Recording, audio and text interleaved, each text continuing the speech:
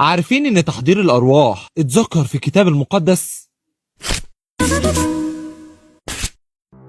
من زمان جدا والبشر بيحاولوا يتواصلوا مع الأرواح الموجودين في عوالم تانية ويحضروها علشان يطلبوا منهم خدمة أو يعرفوا منهم معلومة معينة تهمهم، زي ما حصل مع شاول الملك لما حاول يحضر روح صموئيل النبي، وساعتها راح للعرافة علشان تساعده في تحضير روح صموئيل. كمان ظهر ناس كتير جدا في الكتاب المقدس ليها روح العرافة وكانوا بيحضروا الأرواح، والحقيقة إن مفيش حاجة اسمها تحضير للأرواح، وإن كل ده بيحصل بتدخل من الشيطان بنفسه، وإن حتى الشيطان ملوش أي سلطان على أي روح، فالله بس هو اللي ليه سلطان على كل الأرواح.